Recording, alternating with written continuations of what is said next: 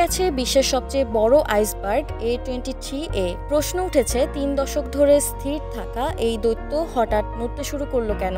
আয়তনে ঢাকা শহরের ৩ গুণ বড় এক বরফখণ্ড ভাসছে সমুদ্রের বুকে। দৈত্যাকৃতির এই বরফের টুকরোর নাম আইসবার্গ A23A, যা ইতোমধ্যে ভেঙে গেছে।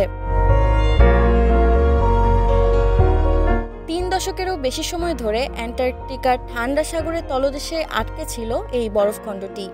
১৯৮৬ সালে অ্যান্টার্কটিকার ফিলোচনার বরফ সোপান থেকে আলাদা হয়ে এক মহাকায় বরফখণ্ড নেমে আসে সাগরে। ২০২০ সালে হঠাৎই নড়তে শুরু করে আইসবার্গটি। বাতাস আর স্রোতের টানে ধীরে ধীরে এগিয়ে যায় উত্তর দিকে।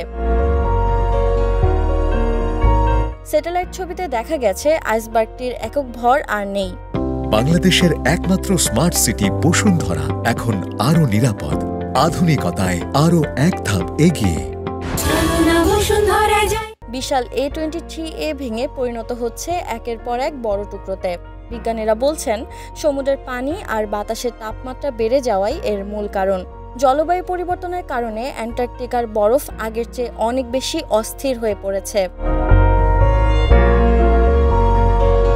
পরিবেশবিদদের মতে A23 ভাঙন শুধু প্রাকৃতিক ঘটনা নয়, এটা জলবায়ু সংকটের জীবন্ত সতর্কবার্তা। বরফের এই দ্রুত ক্ষয় প্রমাণ করছে পৃথিবীর তাপমাত্রা বিপজ্জনকভাবে বেড়ে গেছে। পৃথিবীর দক্ষিণে ঘটে যাওয়া এই ঘটনা যেন আমাদের চোখে আঙুল দিয়ে দেখিয়ে দিচ্ছে হাতে আর সময় নেই। এখনই জলবায়ু রক্ষায় পদক্ষেপ না নিলে সমুদ্রের এই দৈত্যরা শুধু ভাঙবেই না, তাদের প্রভাব ছড়িয়ে পড়বে সারা বিশ্বে।